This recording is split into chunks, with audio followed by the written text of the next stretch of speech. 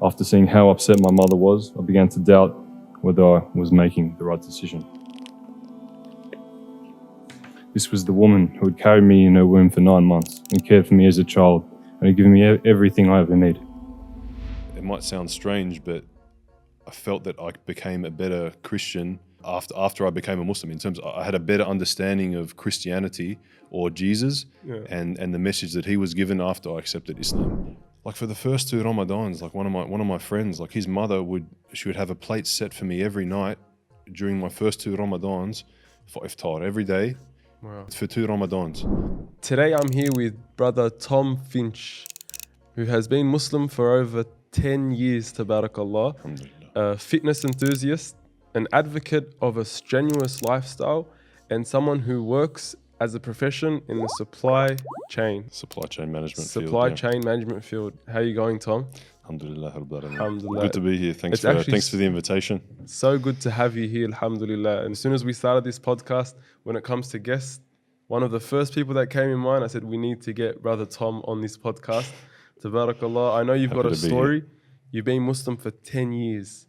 And I think it was in 2009. Correct, yes. Ramadan. Yeah, just after the last week of Ramadan. Subhanallah. Yeah. How did it all happen? I guess at the time I was just trying to fill a void and get some answers to questions that I'd been asking for a few years now. I remember prior to Ramadan in 2009, I spent some time traveling. I spent some time with an uncle I was in Al-Andalus, where I was sitting in a backpackers. Spain, right? Yeah, in Spain. I was sitting in a backpackers hostel and I was just dangling my feet outside the window. I was on the 2nd or 3rd floor. And then I heard the adhan being called and I didn't know what it was. I thought, wow, it's this beautiful sound. People, when I think about it, I kind of get goosebumps now. And I kind of felt that, okay, something's happening now, something special, something different, but I don't know how to respond.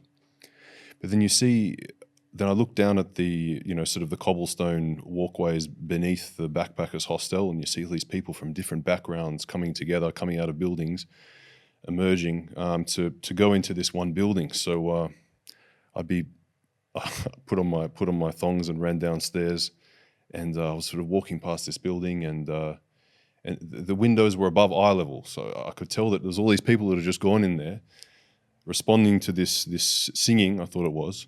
So I'm walking past and kind of doing these ones to like see what was going on. I didn't know what was happening. But then I saw people lining up and praying, and I assumed that, okay, this is foreign to me. I'm a Catholic. I know that this is a majority Catholic country. They must be Muslims. So I thought, okay, cool. That's interesting. That was probably the first real interaction I had with. I've dealt with Muslims before. I had an Indonesian family that I grew up with who were wonderful people. I'm still, good friends with them to this day. But in terms of interaction with Muslims or seeing Muslims in terms of something they would do on a day-to-day basis, I found that really interesting. So anyway, I went on the rest of my journey. On the way back, I went via Dubai to stay with my mum's cousin at the time. He'd been working there for a few years. So hearing the adhan being called 5 times a day, I thought, okay, look, I understand what this is now. It's the call to prayer. People gather to pray or pray at home. Okay, cool. So this is it sort of became part of my routine and sort of in terms of something I would hear throughout the day from morning until Isha. But then when I came back to Sydney, I got in touch, Anmar, through the UMA website. Okay. And I sent an email, and brother Muhammad Al-Shami wrote me back within minutes, just saying, hey man, what's up? Thanks for, here's a machine. Thanks for reaching out. By the way, we're having a barbecue. I think this was on a Thursday. He said, we're having a barbecue on Saturday. It's Ramadan. I don't know what that is, but cool. Yeah. Barbecue. I eat meat. It's the Australian way, barbecue. So I thought, okay, well, I'm going to go check it out. So I was there, and, I met Sheikh Shadi. I met the brothers from the UMA, brother Saeed, and I thought, okay, cool. So there's families here. There's men. There's women. Okay, I'm having a conversation with different men. They brought me this beautiful food to the table. I'm like, okay, awesome. Was it intimidating to make that decision to go, oh look, I don't know Muslims that well, but I'm just gonna go into a Muslim community event. Was that a bit intimidating? No, I had to do it. I had to do it. Like I had to find an answer to a question. Like with me, and I guess in my line of work as well, it's all about like you need to be taking action. Like if you like, you're only as good as the opportunities that you walk past. So if you know that something needs to be done, I've got to take it to the next level. I need to talk to someone. I need to consult someone. I need to, if I've got an inclination to do something or change something or address something, I've got to do it. I get twitchy. I struggle sitting still. So And how old were you at that point? 23. So you had a pretty open mind for a 23-year-old, yeah? Yeah, alhamdulillah. No, I had a pretty I had a pretty diverse childhood. Like a lot of my friends growing up were, from Iran, Afghanistan, and these places. So I didn't know anything about the religious side of things, but man, I know Brother Ali, his mum makes awesome food. So if it's his party or something at his house, I'm there 100%. Yeah. So I didn't really have any issues in terms of, I'm a white bloke and these people are from, various different backgrounds. I think seeing Sheikh Shadi for the first time, mashallah, man, this big brother with his beard of fire, but he's the warmest, softest guy you would ever meet. And to this day, I remember I hadn't seen him in 6 years, and he came up to me, Brother Tom, how are you? Assalamu alaikum. How is this? How is that? I'm like, man, you're supporting like probably thousands of young Muslims in Sydney. You remember my name, you remember my background, how we met. So anyway, I digress, but it wasn't intimidating. The reception from the Muslims was very warm. It was very generous. It was very personalized. They had time. I realized that, hang on a second, these are guys that, okay, like Islam is their deen, but I want to get into spearfishing. What, you do spearfishing as well? Oh, you're into this. Oh, you hunt as well. Oh, you're into this and that and all. Man, these are just blokes. Like they're a bit more careful with the food they eat. The family dynamics might be sort of a little bit different, but you put the culture aside and you understand that there's these guys are just like me. They've got different aspects to their lives, different dimensions. And I thought, wow, look, these guys have got hobbies, they've got family. They're all different. They're just blokes, and they're all top guys. And I'm in touch with a lot of them to this day. So that introduction was very easy. I met a revert brother, Martin there, who I took my shahada with. I think it was only a few weeks later, actually. So it was very special meeting him, but I always kept in touch with the brothers at the UMA. Wow. Was there any moment, would you like identify a moment where you said, hey, this is the religion for me? To be honest, I think when I heard the adhan, I thought, this is it for me. Like, Just off the adhan. This is something that I need to, I felt that this is something I need to respond to. I didn't know how, but I think when that happened, that was the trigger.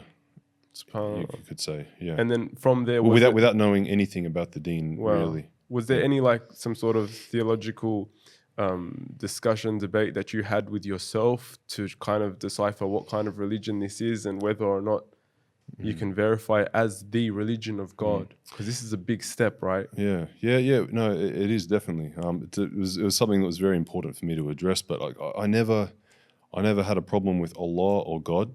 I think it probably wasn't until later in the high school years where I could sort of, actually it was after high school, there were some pretty interesting events that I experienced where I thought, okay, like there's the people that I'm meeting, the experiences that I've experienced, like there's someone is guiding me. And I think from speaking to other reverts to date, I think all of them, when they explain their story, you see the different characteristics of Allah subhanahu wa ta'ala in their story, in terms of like some brothers, like Allah picks them up and he like smacks them around. Like, so you got to, like, this is like, it's not a subtle intervention. It's I'm going to pick you up, shake you until you realize that you have to make a change, and then I'm going to put you down and then see what happens.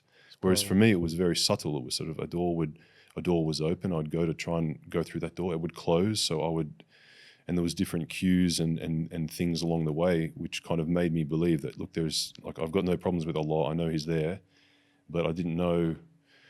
I had some challenges with, you could say, the church. Not with religion per se. I was never really into, like, I would never call myself, I wouldn't call myself a theologian, but there was aspects about the church that challenged me. I found that when I would go there and try to ask questions about Allah and about purpose in life and who really was the Prophet Jesus, and what I found was, and it could have been the people that I was speaking to, but what I found was that there wasn't a lot of openness around questioning, aqidah or belief. The creed of the Christian. Yeah. It was difficult for me to get my hands on and really understand. But then when I started learning about Islam through classes at the UMA Center, it all came together really, really easily. Even like I'm not a genius, but it was so simple to understand. There was no conflict, and anything that was a bit challenging for me to understand initially, it all came together down the track, because the advice that I was given was just to, be progressive, be rational, take it slow, take it easy. And I've got no problems with my deen at all. Wow. Sorry to stop the discussion, but if you enjoy what you're watching and would love to see more like this, please head over to our website at www.onepathnetwork.com and consider contributing. Whatever you can give would be greatly appreciated. Jazakallahu khairan, and let's get back to the discussion.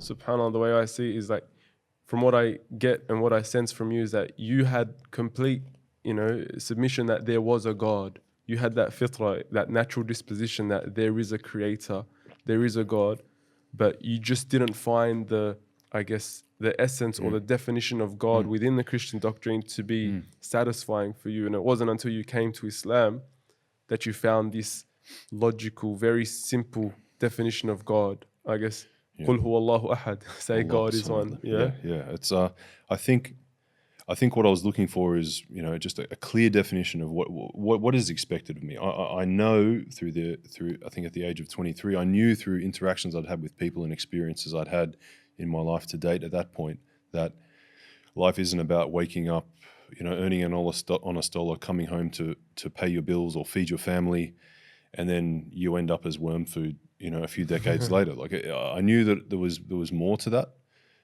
Even though I came from, we'll probably get into it a bit down the track, but I didn't come from a particularly religious Catholic family. However, my mother, she always, I remember her saying over and over again, treat others how you want to be treated. Like, just really simple doctrines which are in complete alignment with our Islamic values. Wow. So, subhanAllah. Wow, no, that actually makes a lot of sense, because even when you look through the Abrahamic faiths, there's a lot of universalities within them. Be kind to your neighbor, be kind to those around you. But when it comes to the concept of God, I think this is where Islam truly stands out for its monotheistic definition of God, which is so simple and so logical. And once that was clarified for me, it was very easy to then become more interested in theology. Wow. And to be honest, even be more interested in, I guess, the Christian doctrines and even their texts, obviously not being, I guess we have to, as part of our aqeedah, we have to believe that, there was a book that was given to Isa alayhi salam and previous prophets. So I think I became a better, it might sound strange, but I felt that I became a better Christian, after I became a Muslim, in terms of I had a better understanding of Christianity or Jesus and the message that he was given after I accepted Islam. So you became, if that makes any sense. You became a better follower of Christ, Jesus, after becoming a Muslim. Well said. That's beautiful. 100%. We done a bit of digging up, Tom, while you weren't here, and I actually came across a video. 10 I wasn't there. years I wasn't ago. there. It wasn't You me. look very different, tabarakallah, mashallah. This fitness enthusiast has really helped, mashallah. You looked a bit different. I'm guessing you were about 23 in this video that I'm going to show. Okay. You're going to find out. we go. Let's play the video. Tom Finch, this is your life. If these people were fasting, I had to fast as well. Alhamdulillah.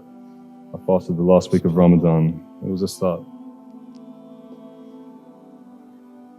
After telling my mother that I was going to be a Muslim, she didn't look at me for almost a week. Before speaking with her, I was happy that I'd found my religion after the prayer, research, and thought I'd invested to reach this decision. After seeing how upset my mother was, I began to doubt whether I was making the right decision. This was the woman who had carried me in her womb for 9 months and cared for me as a child and had given me everything I ever needed. As you'd guess, by this stage I was pretty upset. After speaking with a friend, I was back on track after establishing that the reasoning behind making this change is for me.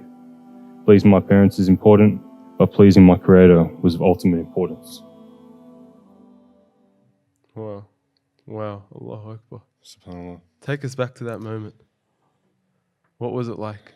The first year. The first year coming to your parents and just saying, look, this is what I've chosen. I think, SubhanAllah, I think I had very different reactions from different friends and family members. I had one mate who I actually saw for the first time in 15 years. I'll answer the question. I'll come to the point directly, inshallah. And the other, I was actually at my friend's Bucks weekend. So I'm still I love my friends from high school. I love them like brothers. Yeah. They are my brothers, but in humanity. I was at my friend's Bucks weekend. I was the only sober guy there, alhamdulillah. So I was the first dater, but it didn't disrupt my routine. And I saw this guy. I'm like, man, this is the guy that I saw months before I took my shahada. And he said, no, Tom, you're a Muslim. And he's not a Muslim. He's not yet Muslim. But so that was it. That was probably the first reaction that I got from one of my friends about me contemplating that I was going to become a Muslim. He just said, no, Tom, you're going to be Muslim. I'm like, wow. Okay. That's like a sign of respect. Like, look, this is... Yeah, like it wasn't an issue. So this isn't an issue. Like this is, it's like he was saying, like this is a decision that you're going to make. Yeah. Whether you've arrived at it yet or not, he says, like, I'm telling you, this is a statement. Like this is I know you, this is what's going to happen. Like, okay. But then coming back to my family, I think my sister, who's an amazing lady, she and my father as well, their reactions were very different to some of my other family members. So with my sister and my dad, they were very, very open-minded. They would just ask questions like, okay, well, so what does that mean in terms of how does that change our relationship? Like, you're still my brother, you're still my son. How does it change our relationship? Yeah. And I mentioned, okay, well, I guess I'll be a bit picky with my food. And I guess being a bodybuilder previously, they knew that I was a nutrition and food Nazi, so no news for them. But a lot of the questions they asked, I couldn't answer yet. I was like, okay, let me come back to you. I don't know yet. But in terms of my interactions with them, like I just mentioned, that look, I'm still the same guy, same hobbies, same interests. Yes, like I've got something, there's a void that I need to fill through knowledge, and that's going to come through interacting with Muslims and attending, structured courses, to kind of, to build the knowledge base that I need in order to propel myself forward through the next stage of my life and the rest of my life, inshallah. So no issues there. With some friends, with some other friends, I noticed there was a lot of people that just started unfollowing me, sort of distancing themselves from me. Like, man, this guy's putting up weird Facebook posts and stuff like that. And gee, I don't know what does this. So someone has become a Muslim. What happens from there? Yeah. What's supposed to happen from there? I don't know. Like I'm the first person from my group of friends that has made this decision, so they didn't know what to expect, which is fine. But I think I guess what gets me a bit emotional is I think the dynamic between me and my mother. My mother is an amazing woman. She's the most important person in my life, and she didn't receive the news particularly well. I think in hindsight, she maybe understands it a bit better now, along with probably a few other people. But it was very difficult for her. In particular, the first few years. I think it actually took it probably took about 3 years for us to pull together a relationship which was somewhat representative of what it used to be. Like my mother was like, Kerry, any excuse for a party, Finch. Like any Friday night, like she would be inviting my friends over for a party or a barbecue or a get together. I wouldn't even know about it. I said, "Oh, Finchy, by the way, we're coming to your house Friday." I'm like, "Okay, whatever, I'll see you there," type of thing. So she's super hands on with my friends, super hands on with everything that I'm doing, super supportive. Whenever I wanted to achieve anything in life, she was like, "Okay." Like she'll put herself on the line. What do I need? You want to shoot for the Asia Pacific Championships next in natural bodybuilding. Okay, what do I need to do? Do I need to cover meal prep? Do I need to cover tanning? Do I need what do I need to do? I'm here. What an amazing woman. She's a machine. So like that was pretty heartbreaking. But it's a bit. It took me a while to understand her reaction.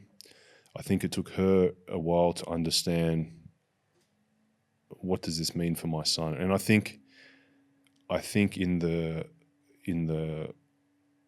I guess white, I guess like the Anglo sort of Australian community, there's a difference that I've observed between that community and I guess the Muslim community, where it's kind of everyone's thinking, oh well, what is so and so going to think? What's my mother going to think? What are my aunties and what are my brothers and sisters going to think? Extended family, how's that going to reflect on me? So I could understand what would be going through your mind. Whereas what I've noticed in the Muslim community, if someone's got a problem, it's like a open door policy. It's like, yeah, akhi, I've got a problem with this. I'm really struggling. Okay, all right, man. I bring the tea. Yeah, we've got to. Like we need to rally around this brother who's in a difficult situation. Let's remedy the issue now, because an issue, we wouldn't want something to happen to him that could happen to ourselves. We want, yes, subhanAllah. So I think I probably understand the reason why she was struggling, but also like she probably didn't know exactly what the evolution was going to look like a lot of my friends. I think initially when you jump into something, you get super enthusiastic. Like, you hear about the maqam and the darajat, like the ascents and then the troughs. And I think initially the first 12 months, you're just it's like 0 to 100. You're on that hype. How quickly do I become a 100%er type of thing? And so I was a bit overzealous for all the right reasons. I've got no regrets, but I think now in hindsight, I'm probably more. Well, my mates told me on the weekend, look, I'm a lot more mellow. But it doesn't mean that I've compromised on my principles at all. I think it's more about how I respond to events, how I deal with things. Yeah. I think, yeah. So you were saying it took about 3 years to finally get back on. I won't say good terms, but neutral terms with your mother after that revelation. Hey, I'm going to become a Muslim. Yes. What do you think worked? What do you think didn't go to your advantage? I'll tell you what did work. Grandkids. So when grandkids came, that changed the game. It softened the hearts. So, but I think in terms of, what was the question? What didn't work well? Yeah, what didn't work well? I think probably not sharing more sooner with my mother. I think bringing someone along the journey. If someone is really important to you, and you really want to make address a serious problem that you have in your life, whether it's a mental health issue or it's an iman or a faith issue or a health issue or whatever it is, like if you're going to make a big change in your life, I think the wise approach is you need a support team around you, and you need to bring people on the journey.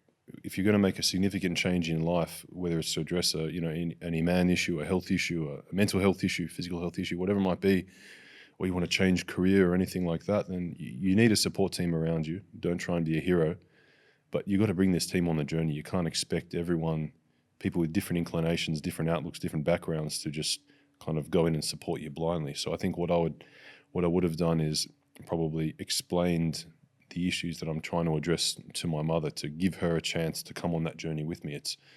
we can take practical steps to try and influence an outcome, but we can't. It's Allah who decides what the outcome is going to be. Yeah. So I would have attempted to probably be engaged a bit better earlier on, so there would be a bit of a build up before it wasn't just me practicing in hiding and then boom, by the way, hey mum, I'm a Muslim, I've decided to be a Muslim. It wasn't the wisest approach. So it kind of met it met my objective in the short term, which is just looking at myself one dimensionally. I'm going here, whether there's a brick wall in the way or not, I'm going forward, I'm going through it.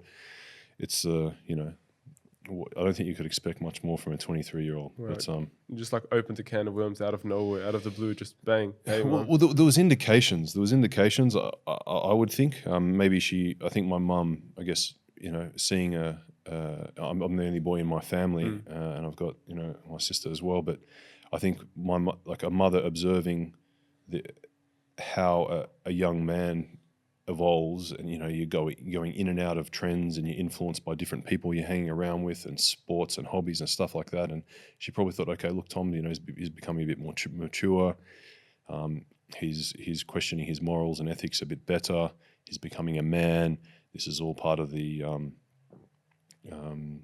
just the passing of time and the the process of becoming a man, trial and error and all this sort of stuff. I don't think she expected it to progress to a point where it would trigger the decision that I made. Well, to change your faith. I wanted to take Or accept the faith, rather, because I wouldn't say that I was a particularly categorically on the census form I would have ticked Christian, Catholic, but when I accepted Islam, it was really I view it, and the way that I felt is that I was actually accepting a faith. Well, Allahu Akbar. That's like that conviction that Islam constantly emphasizes. Subhanallah. I want you to give a word to the Muslim community. Lots of Muslims, they come together, and we want to cater for new Muslims. And you've been Muslim, alhamdulillah, for 10 years, which is, that's a major achievement. May Allah keep you steadfast. Ameen. What would you give advice for the Muslim community in terms of helping new Muslims like yourself back then to keep them on the right path? I think there was no one reminding me to, I think a bit further down the track, I was given the advice of, look, just be slow, be progressive, be rational, take it easy. I kind of got that advice probably 2 years later than I would have wanted it. But it's not to say that the brothers that were supporting me were doing me a disservice. I was asking questions. They could tell that I was hungry, and they were feeding me. So it's no fault of anyone else's. But I think we're all learning at the end of the day. Yeah. And we're all in this together. Yeah. So, just Allah Barak Fik, thank you for taking the opportunity to have me here and share my, I guess, version of the truth, so to speak, or, based on what I experienced. But I think in terms of what went really well after accepting Islam, I was really fortunate. Like when I hear stories of a lot of other, my revert friends that I'm in touch with today, one of my best mates is he's a revert as well. He's a few years ahead of me though. I hear horror stories. Wow. The hardest thing that I had was really the relationship, the strain on the relationship with my mother, and I guess how I managed things throughout that period. And there's a lot in hindsight. We all have 20/20 vision, but I sort of reflect and I think, okay, there's a lot of stuff I could have done better. But like for the first 2 Ramadans, like one of my friends, like his mother would have a plate out. She would have a plate set for me every night during my first 2 Ramadans for iftar every day. Wow. I'm not going to mention the brother's name, but you probably know who he is. Every day, his mum will be like, okay, is Tom coming? Is Tom coming? And there's his brothers and sisters, father, mother, and there's a plate for me next to my friend every night for 2 Ramadans. Wow. And the only reason it stopped is because I got married after that. But in terms of support from the mashayikh, like there was no lack of support there. In terms of support from my friend's family and other brothers that I met, there was no lack of support there. But I compare my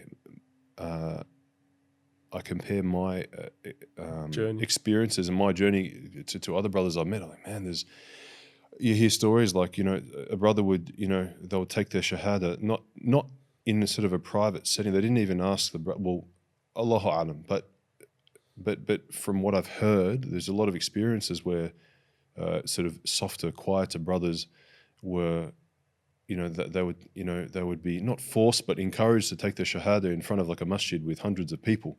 Whereas for me, it was just me, my friend Martin, and brother Akram, and and their wives as well. On the others, on the couch as well. But it was just me and two brothers. I'd ask some questions. Okay, blah blah blah blah blah. All right, you ready? Yeah, I'm ready. Let's go. And that was really important for me. Because I could have taken the shahada earlier in front of a much bigger crowd, but it wouldn't have been I wouldn't have been 100% comfortable with that. So I think that's if we have someone that's saying, look, I want to accept Islam, maybe talk to them about what does success look like for them? What would they be comfortable with? Talk about the how, the where, the when. If they want to take shahada now and they're in the masjid, beautiful. Bring them to the front if they're comfortable, and I'm sure that there'll be hundreds and thousands of brothers, the whole ummah, around the world that will be wanting to embrace this brother and hug him and welcome him and everything. But maybe that's not what success would look like for everyone initially. And also. Straight after the shahada, what I've heard a few times is, okay, brother, what's your name? Alex. Okay, we're going to call you Ali. Okay, everybody say. And the brothers like, man, I'm Alex. There's nothing wrong with like from a fiqh perspective, there's no need to change my name. My parents gave me this name. They thought this would be an honorable name that they want to give me as their son. Why change it? So, sometimes you look at videos, I've heard it firsthand, but also you look at videos and the brothers like, what, I'm Ali now, man. Change your name. Okay, I didn't sign up for that, but yeah, alhamdulillah, Ali's a beautiful name. But I think perhaps I guess bring the brother on the journey. Reiterating what I was saying before, just find out, okay, what type of brother or sister is this? Are they do they want to be in front of a camera? Do they not want to be in front of the camera? Do they want anything broadcasted or published, or do they just want to do their own thing? Like I've heard stories of brothers in the US that they'll be part of the Muslim communities for 3, 4, 5 years before they take their shahada, and then when they're ready, they're like, okay, cool, okay, you want to take your shahada, okay, good, all right, cool. So Mabruk, congratulations, warm hugs, here's some food. Wow. Let's get back to the program type of thing. So there's lots of different approaches that could be taken, inshallah. Well, so I guess it comes back to just understanding the individual at hand. And just really, making sure that you're accommodating this specific person, because people have different personality types. Someone's introverted, someone's extroverted. You got to make sure that you listen to them and have that, connection before you, I think, throw them into the deep end or give them too much too soon. And I don't want to get too mechanical with this, but doing like a bit of a risk assessment to think, okay, well, what could this mean to the brother? Like how is his mum going to respond? How is his wife going to respond? How are his children going to respond if he's got children? Because if any gap that appears in his life, it's the responsibility of us as Muslims, the ummah, to address whatever needs this new brother or sister has. Wow. So I think not just being there for the the takbirat after the shahada and okay, see you later, brother Ali. I've got to go pick up my kids. Someone will look after you. Don't worry, it'll be fine. She'll be right, mate. Let's go. But okay, well, I had a whole group of brothers that were literally holding my hand step of the way, every step of the way. Wow. Translating from Arabic to English, helping me with my Arabic. Guiding me towards people that okay you've got an inclination towards this type of learning. Okay, well maybe this this sheikh or this teacher might be a better person for you to sit with, or this uncle or whoever it might be. Wow. So I guess it comes down to that. Look beyond the glamour, the glitz and the glamour of the shahada, the lights, the camera, the action of the shahada, and look what's beyond that. And I think that's something we really need to, I guess, appreciate and acknowledge when someone new does come to this religion. And alhamdulillah, from the gist I'm getting from you, or the vibe I'm getting from you is, alhamdulillah, you did have a good support network surrounding you. Alhamdulillah. Yeah, alhamdulillah. Yeah. And on saying that, your journey towards learning Islam, as you were saying, it did take some time. It doesn't happen overnight.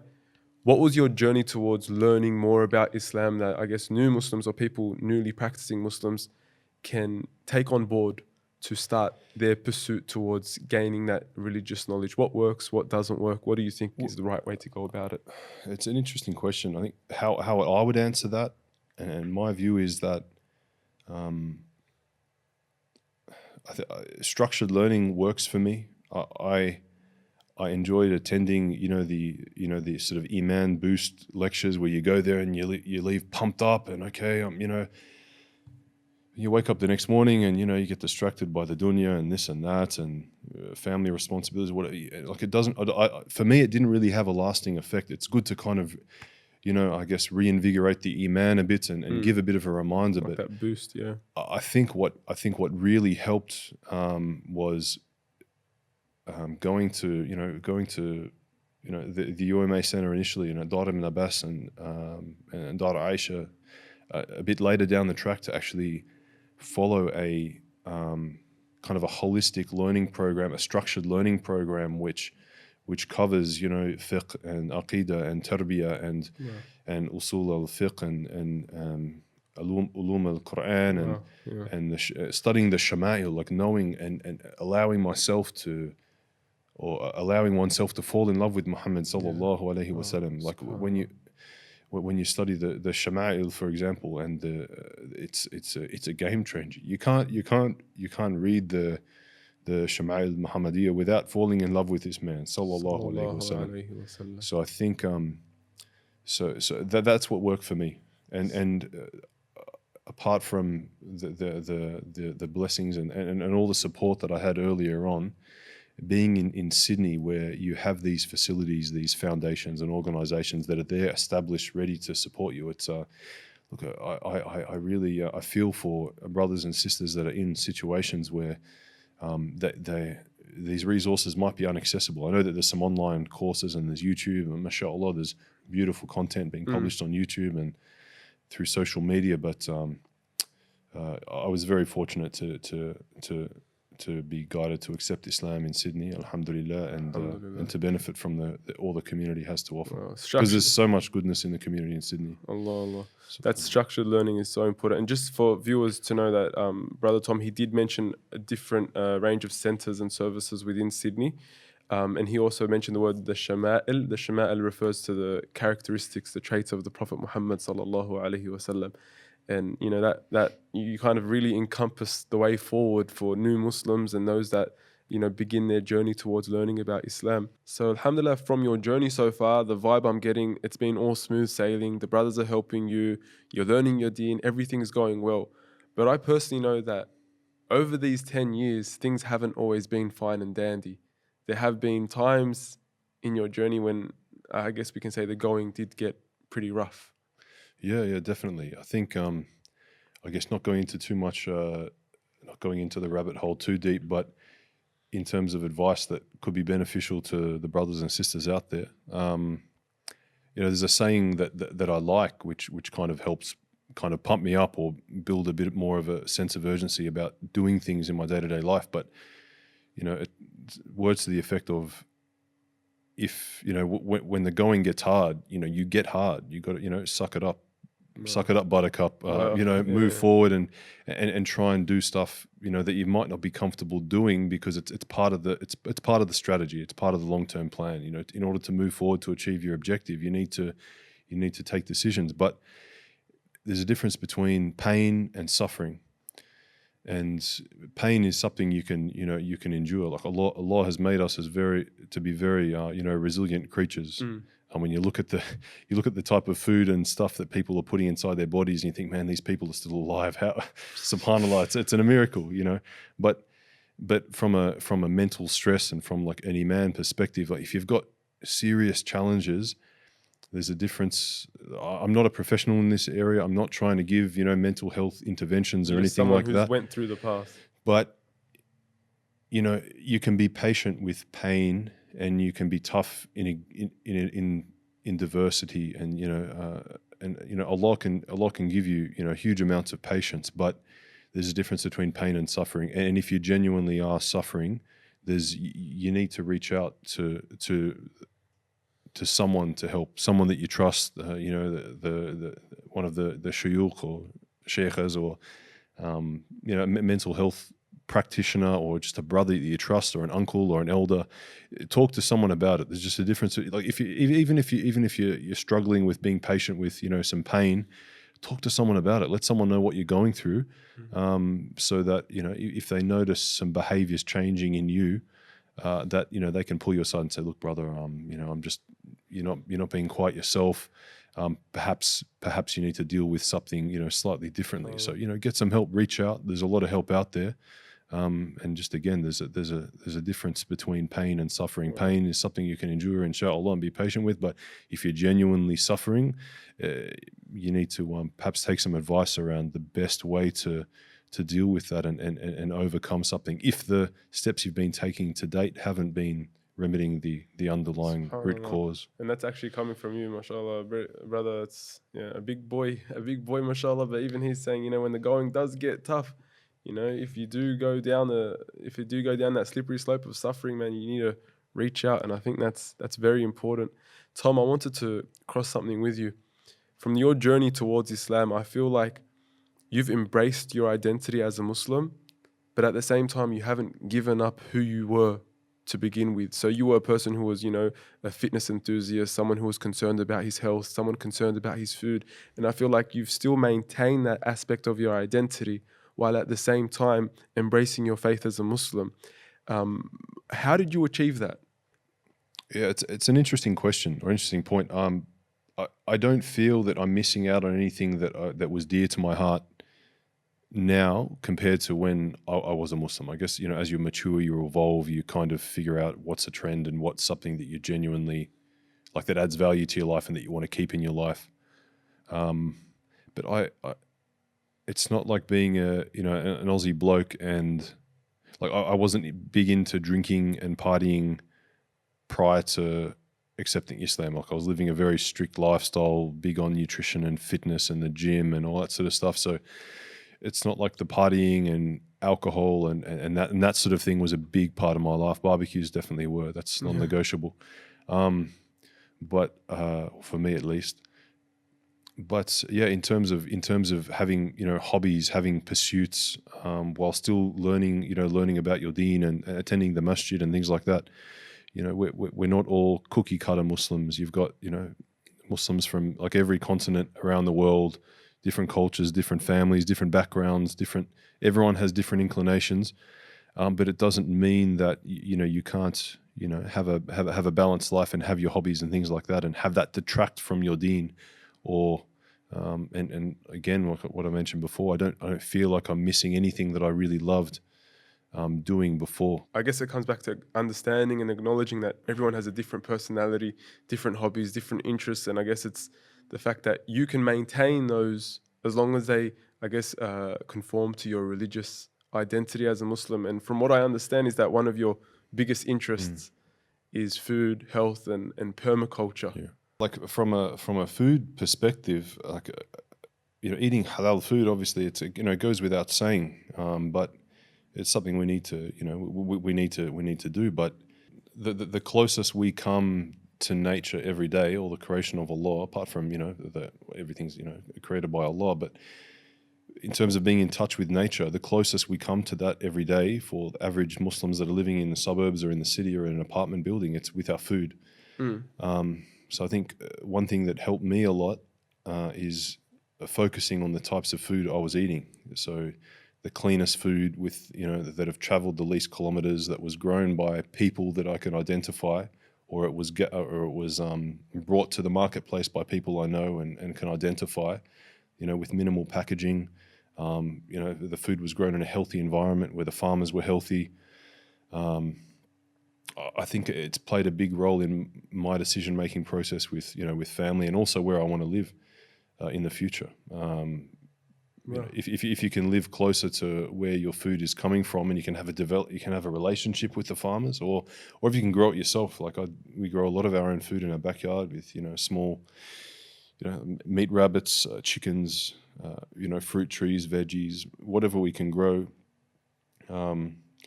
I think it's an important thing for when it comes to balance as well. Talking about balance, I think it's a great way to have to bring a bit more activity in your life when you're moving hay around and feeding chickens and you see less waste and less scraps going into the bin. You're being more careful with your decisions, and there's less food being wasted. it kind of it just changes the way that changes the dynamic of the household when you're being more careful about your food decisions, and you're cooking your food from scratch, you're eating out less, and things like that. It's kind of a bit hard to put a finger on or list all the benefits, but I think it helped me be at home more. It helped make food preparation and things like that be a part of the kids' life. We're making the kids know how to make a lot of their own food, and make their fruit juices and things like that, and they're not used to getting stuff out of a package. They know where food comes from. Actually, it's funny you mentioned that, and the importance of being sustainable and the importance of looking after yourself. I think that's something really important, and it's funny you say that, because right now we're seeing this coronavirus epidemic whereby people are just hoarding all the food and all the supplies they can come across. Like you look at the things that can happen in the marketplace, and why it's better to focus on your home, focus on attendance in the masjid, but focus on, I guess, excuse the pun, but getting your own backyard in order. When it comes to I guess focusing on your house, focusing on your family, not avoiding the marketplace. But from a permaculture perspective, it's not hard. I know I've been nagging you for probably months now. I'm probably due to start nagging you again around, okay, well, what food are you growing in pots? Like if you live in a granny flat or a townhouse or an apartment, there's nothing stopping you from having a worm farm, so that a lot of your organics, like not onions or citrus, but a lot of the other veggies and fruit can go into a worm farm. I do got the oregano, some basil. I've got the oregano pumping. Mint. Yeah, we got beautiful. Yeah, but it's not. It's so easy to just grow a few things in a pot plant. Like there's nothing stopping you from being self-sufficient when it comes to having maybe a kumquat tree in a pot, some other pots with herbs, and a worm farm on a it shouldn't smell if it's looked after correctly, but then you're producing your own organic, something that's going to add value to and bring life into your soil, that's going to help you grow your fruit trees. And what's it come from? A worm farm. What went into it? Your food scraps. So it's from a permaculture perspective, it's about, and I'm not qualified to speak with this as brother Jamaluddin Lawton, Jeff Lawton. And actually, that's homework to everyone. Research Zaytuna Farm and get up there as soon as you can, inshallah. If you want to understand permaculture in its essence, and these kind of loops that you can set up around, okay, well, you're turning waste into something that actually adds value in the food system. You've got to get to Zaytuna Farm, inshallah, if you're in Australia.